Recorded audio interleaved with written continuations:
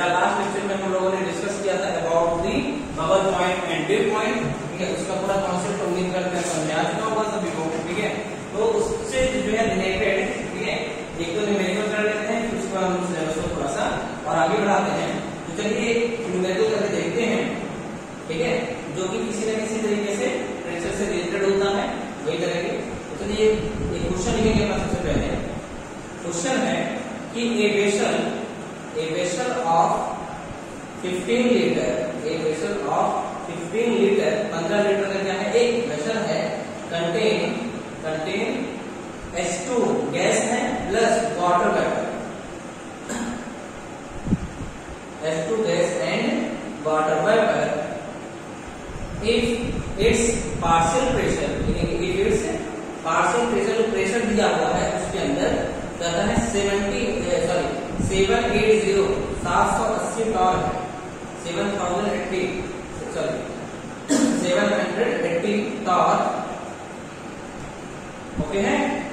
if this one is transferred in a vessel of 5 liter, then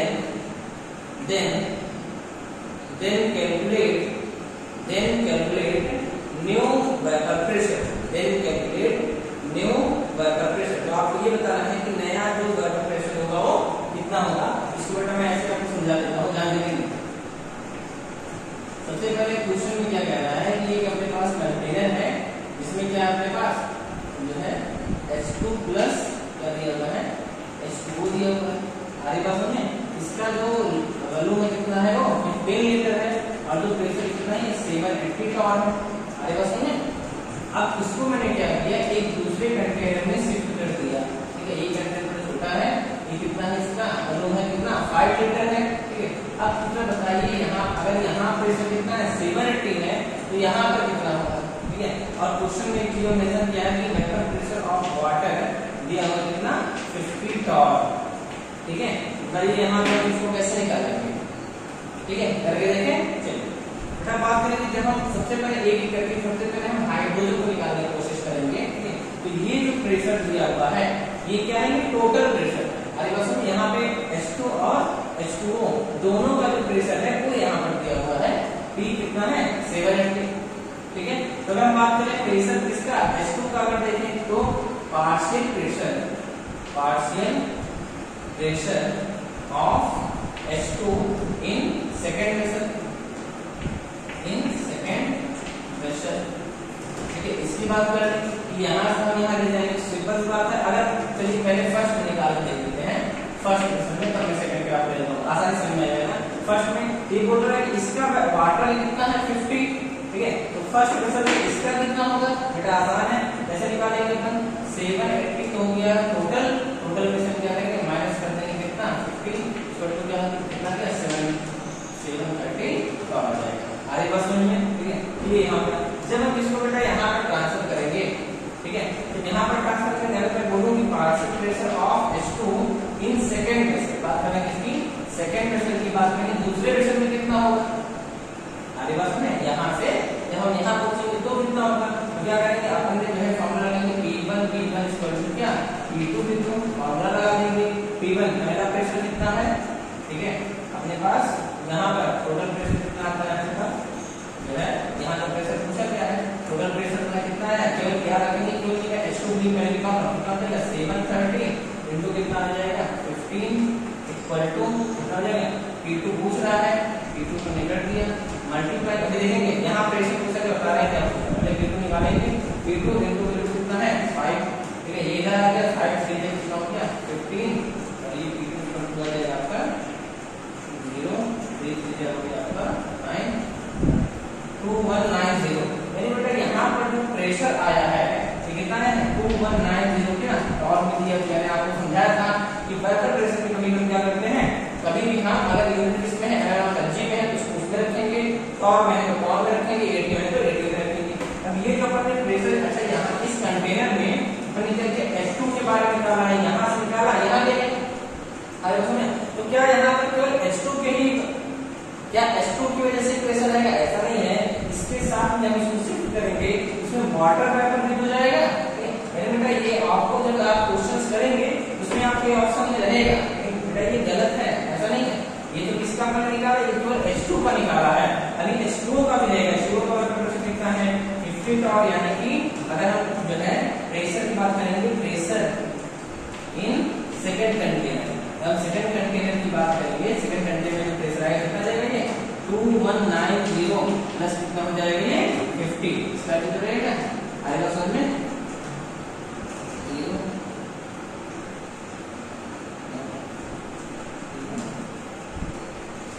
आगे बात समझे, ये हो गया आपका 2240, इसमें आएगा ये भी और में आएगा दैट इज योर आंसर। आगे बात समझे बेटा, क्वेश्चन समझ में आ गया, ठीक है। तो ऐसे क्वेश्चन रहते हैं, ठीक है। चलिए एक क्वेश्चन और देखें, ठीक है। चलिए बताइए, कहता है कि ध्यान सुनेंगे पहले क्वेश्चन को। कहता है एक वेसल है जिसका वेपर प्रेशर दे रहा है 300 टॉर, कितना है 300 टॉर है। कहता है इसका जो वॉल्यूम है वो 10 लीटर है, वॉल्यूम कितना है 10 लीटर है, ठीक है। अगर हम इसको दूसरे कंटेनर में शिफ्ट करें जिसका वॉल्यूम जो है वो 5 लीटर है, बताइए अब जो है प्रेशर कितना होगा, ठीक है। इसमें बस क्वेश्चन में ये कहने की कोशिश कर रहा है कि लिक्विड और जो है वेपर किसमें है इक्विलिब्रियम में।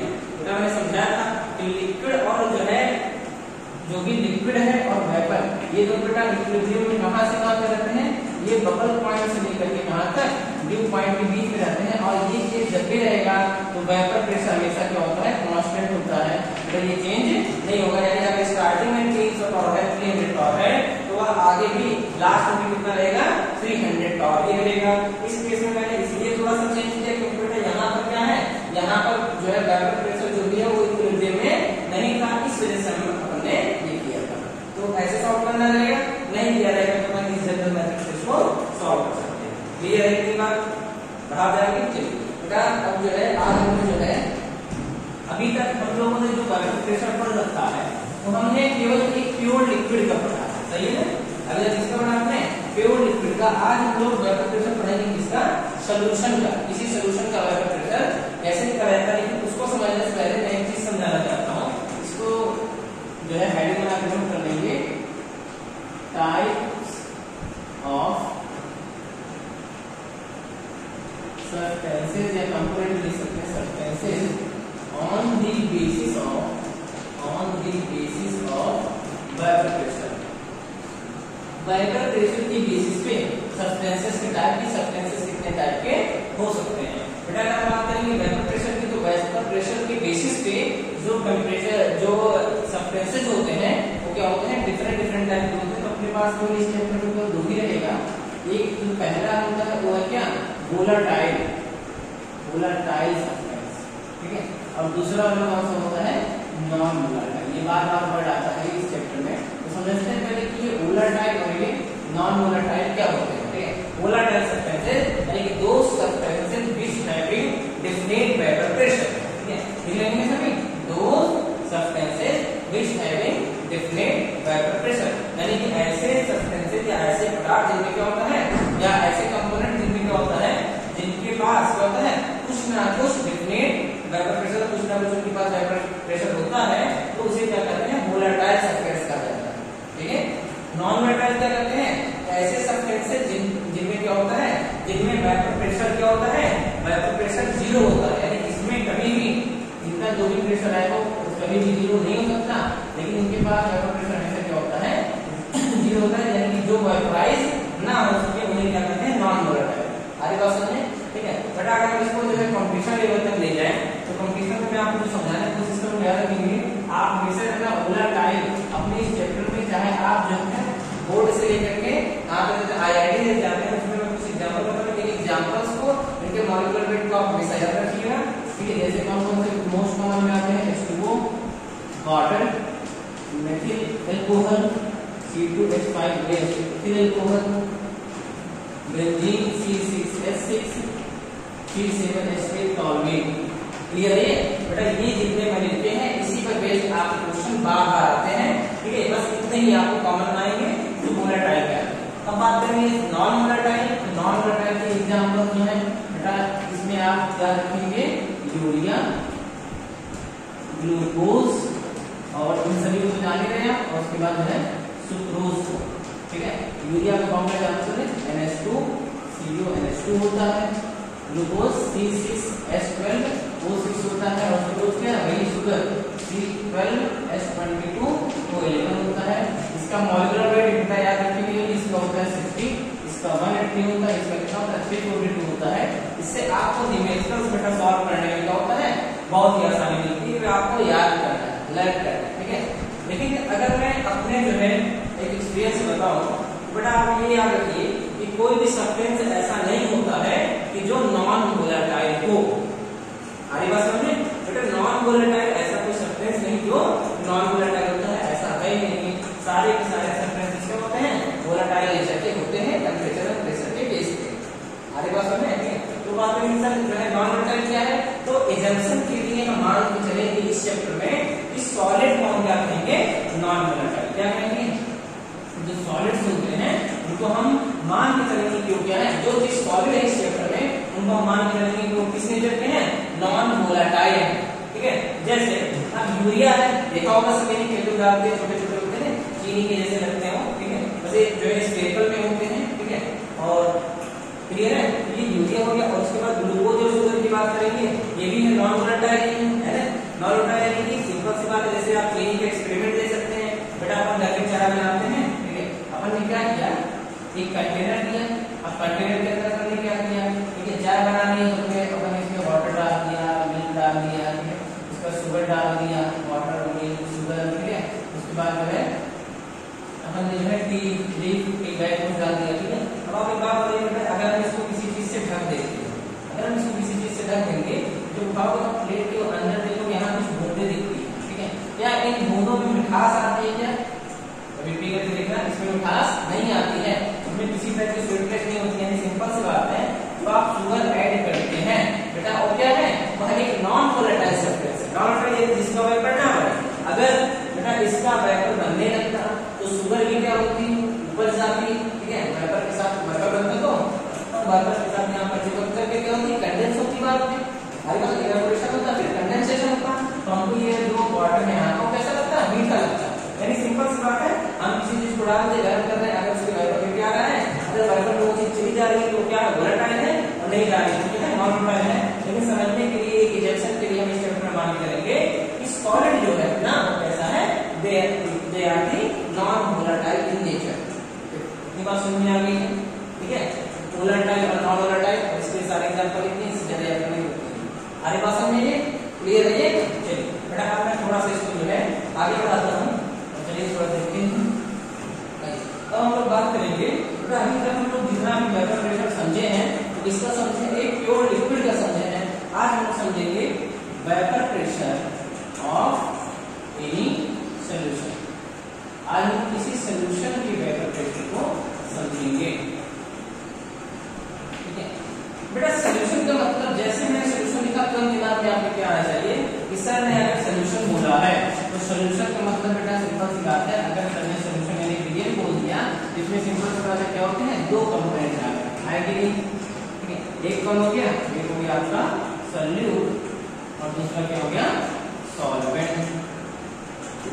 अरे बस एक सॉल्यूट हो गया, दूसरा क्या है, सॉल्वेंट हो गया, ठीक है। तो इसमें क्या करना है, पहले तो हमको सॉल्यूशन बनाना पड़ेगा दो चीजों को मिला करके।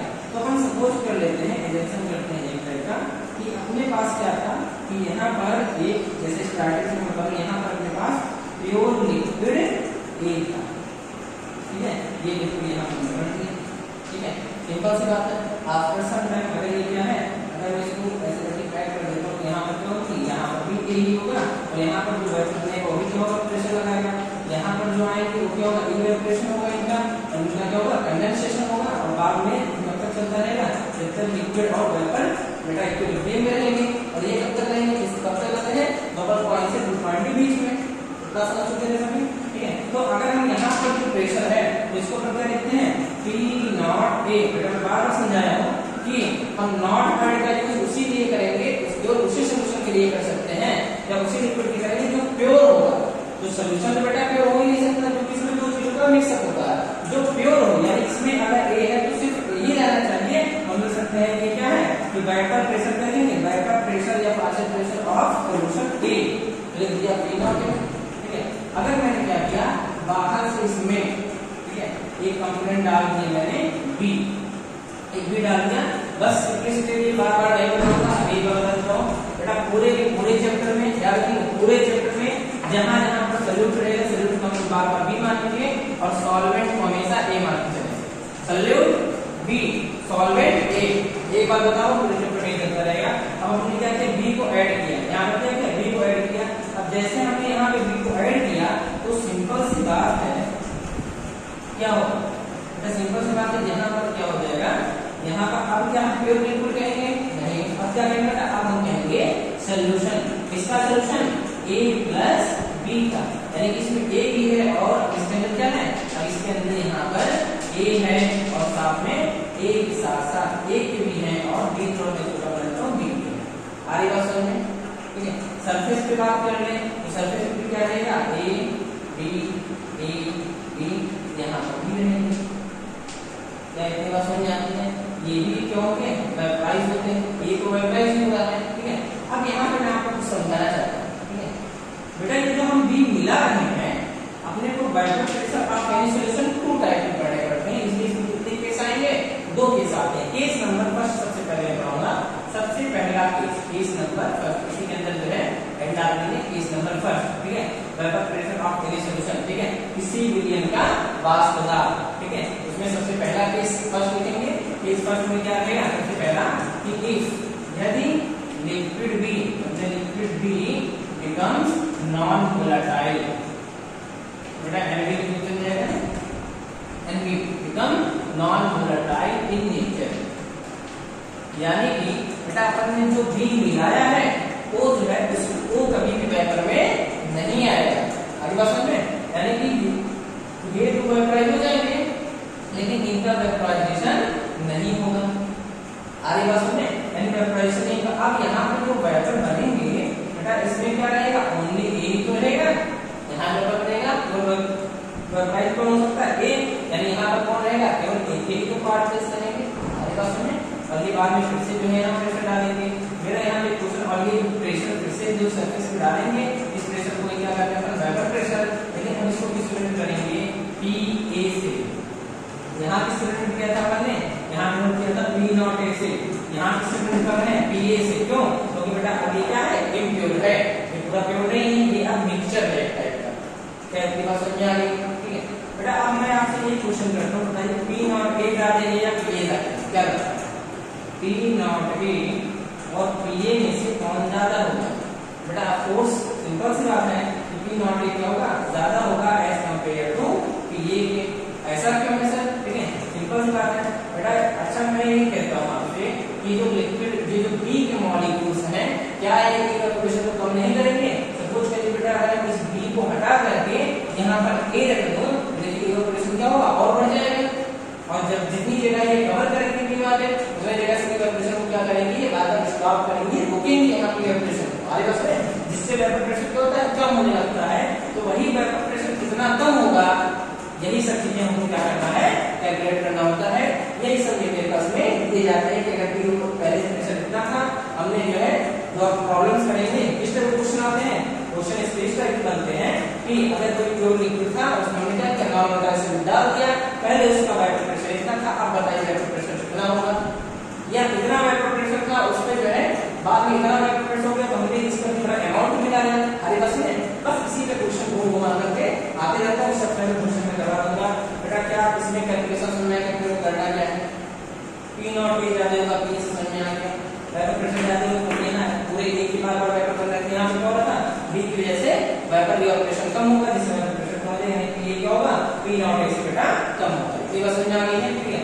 अब तो सबसे पहला अपना केस कौन सा है, केस नंबर फर्स्ट आता है, अगर लिक्विड बी क्या है, becomes non volatile in nature, अगर जो बी है वह क्या है, नॉन वोलेटाइल नेचर का हो, ठीक है, यानी कि उसका वाष्प ना बन सके तो क्या होगा। चलिए इसको समझाने से पहले मैं चाहता हूं कि मैं आपको बेटा इधर कुछ एक्सप्लेन करके बताऊं। सबसे पहले हम इनकी बात कर लेते हैं, सॉल्यूट और सॉल्वेंट के बारे में, इनके बारे में कुछ समझाना चाहता हूं। तो सबसे पहला ये, सबसे पहले बेटा मैं बात करूंगा इनके नेचर, बात करेंगे इसके, इनके नेचर की बात कर लेते हैं बेटा। नेचर में जो बी है वो कैसा है, नॉन वोलेटाइल, कैसा है, नॉन वोलेटाइल है।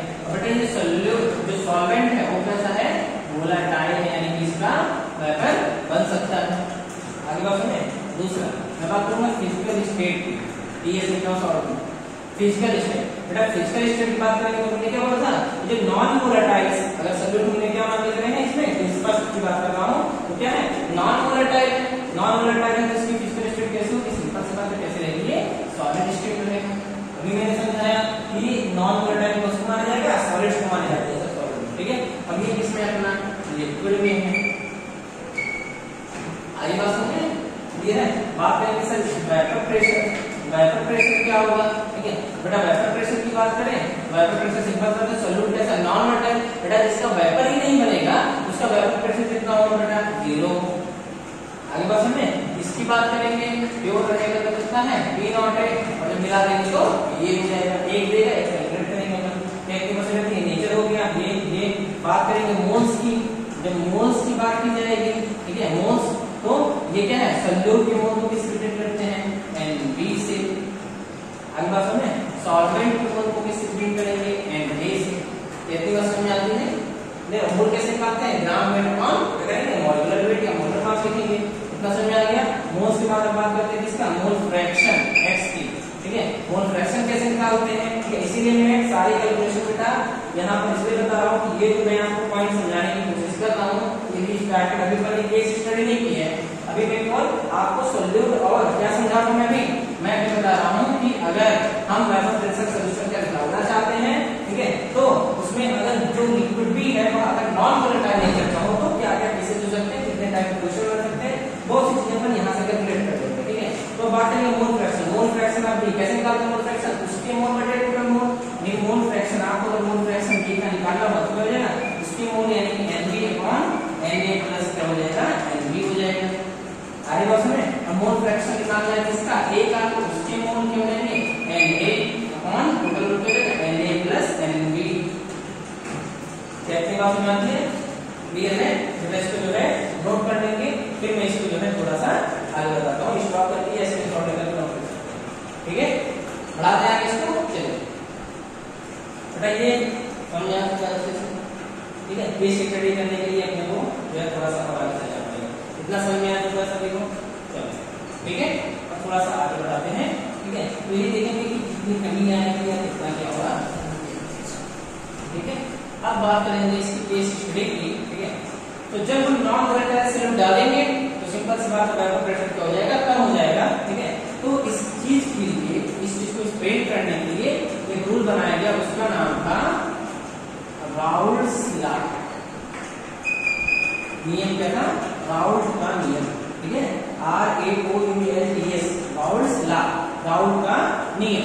राउल्ट का नियम क्या कहता है कि किसी भी सॉल्यूशन के अंदर, किसी भी सॉल्यूशन के अंदर वोलेटाइल सब्सटेंस का जो वेपर प्रेशर होता है, किसी भी सॉल्यूशन के अंदर वोलेटाइल सब्सटेंस का जो वेपर प्रेशर होता है, ठीक है it is directly proportional to the mole fraction of component, ठीक है तो जो भी मोल फ्रैक्शन होगा उसके कंपोनेंट के डायरेक्टली प्रोपोर्शनल होता है, यानी कि किसी भी विलयन के किसी भी विलयन में, ठीक है वोलेटाइल कंपोनेंट का जो वेपर प्रेशर होता है यानी कि वाष्प दाब जो होता है वह जो है उनके क्या होता है मोल प्रभाव के समानुपाती होता है।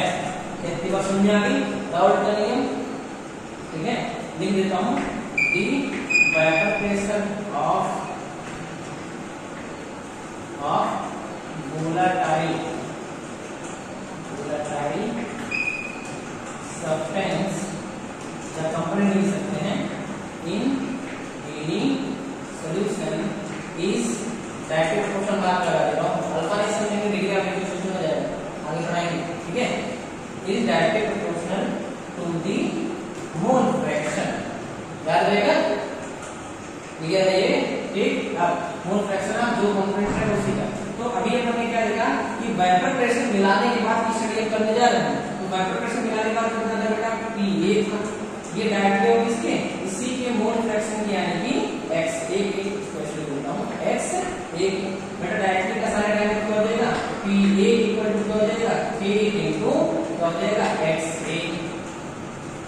ऐसी बात समझ आती है, K क्या है यहाँ पे कांस्टेंट है, ठीक है। अच्छा हम सपोज करते हैं कि इफ, ठीक है x1 तो x है mole fraction of a equal to कितना हो जाए 1। बेटा इतना समझाता हूं, मोल फ्रैक्शन अगर 1 हो जाए तो सॉल्यूशन यानी कि मोल फ्रैक्शन आप सभी जानते होंगे कि mole fraction xa plus xb equal to कितना, तो 1 से ज्यादा नहीं हो सकता। अगर xa 1 है यानी xb कितना है 0 है, xb 0 कब होगा, अभी मैंने एक डायग्राम यहां बनाया था उसमें साफ साफ दिखाया गया था जब वो प्योर हो यानी कि ये प्योर अकेला हो xb वहां पे हो ही ना, और उस समय बेटा जितना भी प्रेशर रहेगा जैसे हमने यहाँ ये किया तो Pa इक्वल टू क्या हो जाएगा k, इसको 1 मान लीजिए, Pa इक्वल टू कितना हो जाएगा k। बट यहाँ पे किस सेकंड में ध्यान देखेंगे जब हम इसको 1 करेंगे तो बेटा ये Pa है इतना प्रेशर, अब Pa तो बेटा वो प्रेशर है हमने नाम बताया सब था, ठीक है। अब तो प्योर हो गया, ये सिंपल सी बात है यानी कि k भी इक्वल हो जाएगा किसके स्टार्टिंग वाले प्रेशर के, जब वो नहीं था कोई नॉन नॉट एब्सोल्यूट नहीं रहेगा यानी P नॉट यानी k की जगह हम क्या लिख सकते हैं P नॉट भी लिख सकते हैं, इसके अकॉर्डिंग ध्यान से लिखेंगे क्या हो जाएगा Pa इक्वल टू क्या हो जाएगा P naught a into xa। सबसे पहला फार्मूला नंबर फर्स्ट आसान है, ठीक है। मोल फ्रैक्शन में दे एक का देगा दूसरे का अपने आप पता चल जाएगा, एक का पॉइंट को दूसरे का पॉइंट रेट हो जाएगा। अगर ये पता हो ये पता हो ये निकाल सकते हैं, पहले प्रेशर कितना था मोल फ्रैक्शन पता चल जाए आपने अपना प्रेशर को ये निकाल सकते हैं, ठीक है। पहले प्रेशर कितना था, ठीक है, बाद में प्रेशर कितना है मोल फ्रैक्शन कितना है तो ये निकाल सकते हैं, आसान है। आगे समझ में, ठीक है। बेटा यहाँ तक तो हो चुका है, ठीक है। अब मैं इसके थोड़ा सा और ये पहला फार्मूला ऐसा नहीं चलते चले जाएंगे, यहाँ पे जगह कम रखती है, ठीक है। इसको मैं और थोड़ा सा आगे बढ़ाता हूँ, ध्यान देना कि अब इसी इक्वेशन फर्स्ट को अकॉर्डिंग टू इक्वेशन फर्स्ट, बेटा फर्स्ट इक्वेशन के अकॉर्डिंग देखेंगे, ठीक है। अगर मैं आपको ये बोलूं क्योंकि क्या होता है सभी जानते हैं क्योंकि xa plus xb equal to कितना होता है 1, ठीक है। तो xa इक्वल टू कितना हो जाएगा 1 माइनस xb हो जाएगा, ठीक है। तो xa की वैल्यू को लिखने की इक्वेशन फर्स्ट हम क्या करेंगे इक्वेशन फर्स्ट में इसकी वैल्यू पुट कर देंगे, चलिए पुट कर देते हैं, इसको रेस्ट कर देता हूं दिखाते हैं। बेटा ये जो एग्जांपल मैंने लिखवाए हैं याद रखिएगा आप, बेटा न्यूमेरिकल्स के लिए बहुत ज्यादा हेल्प करने वाले हैं, ठीक है। चलिए तो ये क्या करेंगे इसमें जब पुट करेंगे xa के लिए क्या रखना है 1 माइनस xb, बेटा Pa इक्वल टू क्या हो जाएगा P नॉट a इनटू क्या हो जाएगा इनटू 1 माइनस xb। देखिए बात समझ आती है, क्लियर है।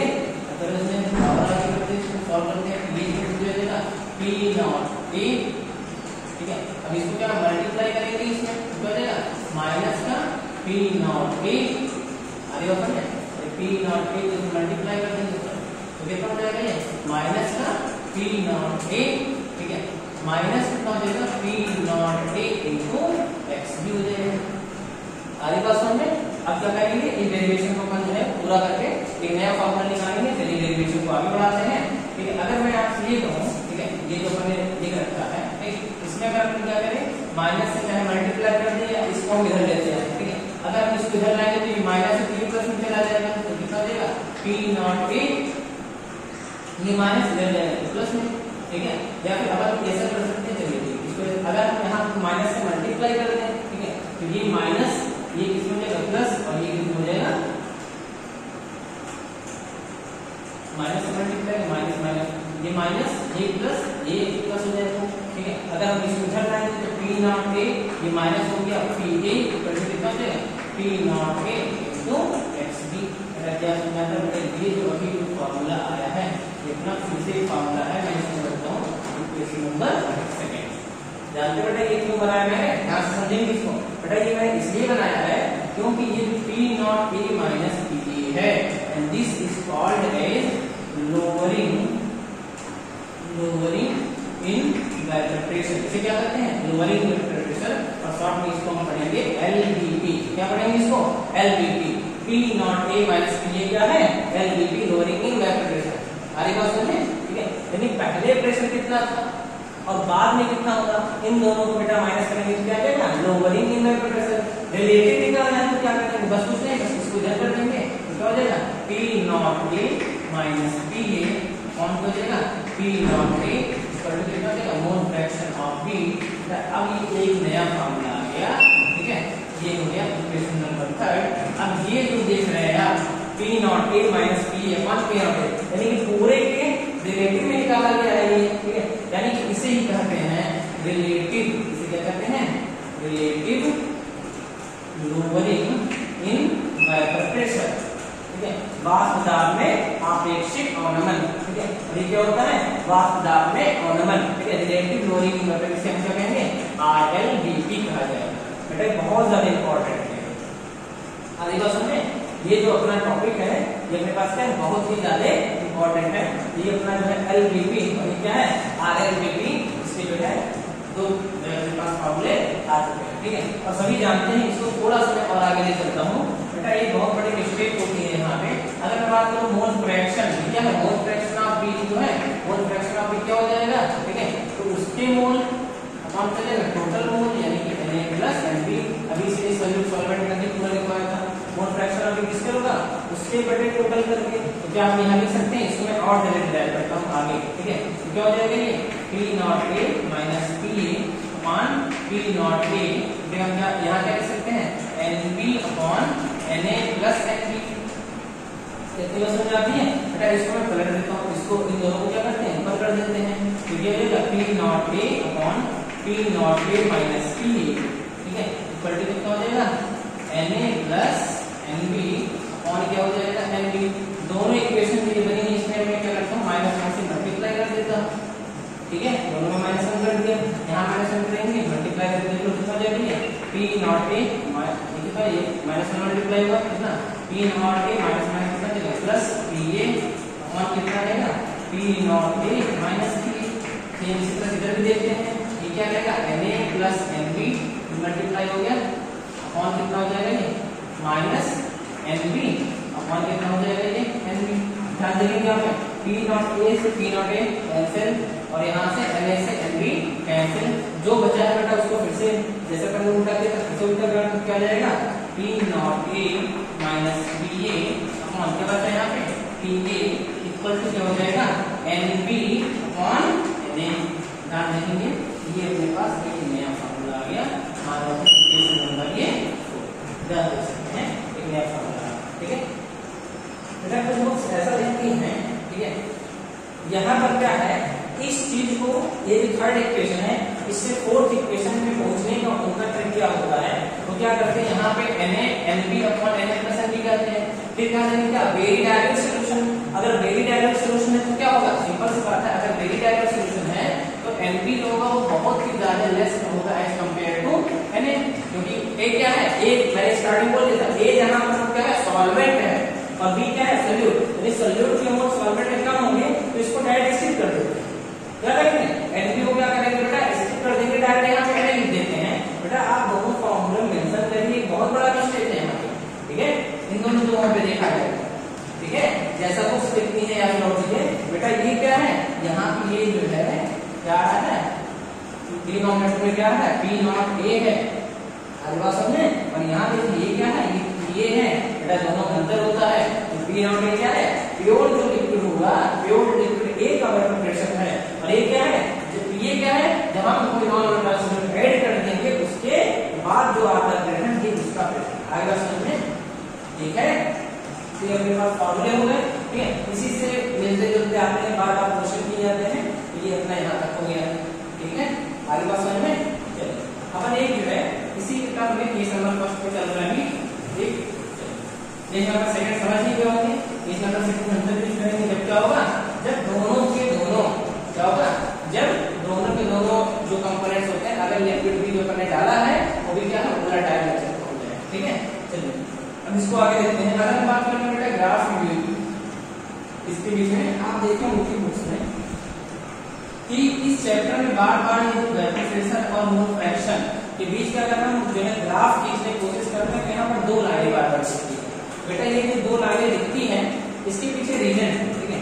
बेटा बात यह है कि कोई भी कंपोनेंट एक बार कहां से स्टार्ट होता है, ये कोई कंपोनेंट जीरो से स्टार्ट हो करके लास्ट में कहां तक जाता है 1, क्योंकि जो मोल फ्रैक्शन होता है ये 0 से 1 के बीच में क्या करता है लाई करता रहता है, ठीक है, 0 से 1 के बीच में। तो मोल फ्रैक्शन जैसे हम क्या करेंगे, मोल फ्रैक्शन को अगर हम बात करेंगे एक्सए की, तो सपोज करिए कि अगर मैं एक्सए के बीच में और वेपर प्रेशर P के बीच में अगर मैं ग्राफ बनाने की कोशिश करूं, अगर ये 0 से स्टार्ट होकर 1 तक पहुंचा है तो सिंपल सी बात है कहां से ले जाएंगे, तो इसको ओरिजिन से ले जाएंगे और ये ये क्या हुआ, बढ़ते बढ़ते कहाँ तक पहुंच गया है, यहाँ तक। बेटा ये जगह पहुंचेगा क्योंकि ये भी प्रेशर है और ये भी प्रेशर है। एक बार स्टार्टिंग में कितना लिया गया है 0, फिर बढ़ते बढ़ते क्या होगा, ये यहाँ तक पहुंचा, जब ये 1 हो गया यानी कि क्या है, ओनली लिक्विड में अब क्या है, एक्स है, एक्स भी नहीं है, यानी कि ये जो पहुंचा ये पॉइंट कौन सा हो जाएगा, P नॉट ए हो जाएगा। आगे बात सुने बेटा, इसीलिए इसमें बार बार क्या आपको मिलेंगी, 2 लाइनें मिलती हैं, तो ये इसका क्या हो गया, ग्राफ हो जाता है। क्या इतनी बात समझ में आती है, ठीक है। चलिए बेटा मैं चाहता हूँ कि यहाँ तक कर लिए अपन, ठीक है। मैं आपको एक क्वेश्चन देता हूँ, ये होमवर्क मान के चलेंगे, ठीक है, और मैं इस क्वेश्चन जो मैं बोल रहा हूँ इसको सॉल्व करके सभी जो है देंगे जरूर, ठीक है। मैं तो जो है क्वेश्चन को जो है मैं लिख देता हूँ, एक क्वेश्चन है उसको जो है नोट कर लेंगे, आगे से क्या हम लोगों को दिया जाएगा, क्वेश्चन है, क्वेश्चन लिख देंगे। क्वेश्चन बेटा अभी जितना पढ़ाया उसके बेसिस पे इसका सेशन जो है कर लेंगे। 30 gram of urea, 30 gram of urea is added in 45 gram of water, in 45 gram of water at certain temperature, at certain temperature. If vapor pressure of pure H2O at that temperature, इसी temperature, at that short में लिखा हूँ temperature, ठीक है, is कितना दे रहा है, 300 mm of Hg दे रहा है। इसको बेटा चेंज नहीं करेंगे, जैसा था वैसे 300 mm of Hg, then calculate, तो आपको बेटा कैलकुलेट करना है। यहाँ पे जितनी चीजें लिख रहा हूँ सब कैलकुलेट कर देंगे, इसमें A B C D E, ठीक है। तो 5 पॉइंट दे रहे हैं कैलकुलेट। सबसे पहला है मोल फ्रैक्शन ऑफ किसका, मोल fraction of solute and mole fraction of solvent, ये दोनों कैलकुलेट करना है सबसे पहले। दूसरे में क्या करना है आपको, बेटा जो दूसरा है उसमें आपको कैलकुलेट करना है RMBP, relative lowering vapour pressure कितना आएगा, ठीक है। तीसरे में जो तीसरा पॉइंट है, तीसरे में आपको कैलकुलेट करना है वेपर प्रेशर ऑफ सोल्यूशन का वेपर प्रेशर कितना होगा। और जो चौथा है, चौथे में आप जो है निकालेंगे LBP, lowering in vapour pressure कितना आएगा, और पांचवें निकालना है इस सोल्यूशन की मोलैरिटी, मोलैरिटी नहीं, मोलैरिटी स्मॉल m, मोलैरिटी निकालनी है, ठीक है। N/W का फॉर्मूला लगाएंगे इसमें, ठीक है, डायमीटर मॉलिक्यूलर वेट, ठीक है। और क्या कहते हैं जो है वेट ऑफ द जो है सॉल्वेंट इनटू कर देंगे कितना 1000, ठीक है। ये चार चीजें हैं, मोल fraction of the solute, mole fraction of solvent, B क्या है RMBP, relative lowering in vapour pressure, C vapour pressure of solution, D में क्या है LBP यानी कि लोअरिंग इन वेपर प्रेशर, और E में क्या करेंगे मोलैरिटी को निकालना है। बेटा जितना पढ़ा गया है इसी का क्या ये एप्लीकेशन है, ठीक है। बस आज की जो कथा है बेटा आज यहीं तक रहेगी, बाकी की जो नेक्स्ट क्लास है 23 नंबर जो अपना सेकंड है, अगर अब क्या करें बेटा, अगर किसी सॉल्यूशन के अंदर अपन B कंपोनेंट को ऐड तो करेंगे लेकिन वो कन्वर्टर नहीं होगा, मतलब बेटा वोलेटाइल, और जब वोलेटाइल होगा तो सिंपल सी बात है बेटा उसका भी क्या होगा, अभी तक अपने पास वेपर में केवल एक मॉलिक्यूल से एक की वजह से भी वेपर प्रेशर आया है, अब किस वजह से आएगा, A की वजह से भी आएगा और B की वजह से भी आएगा। आगे बात सुन में बस इसी पर अपन केस स्टडी करेंगे, बेटा आज की क्लास में रहेगी।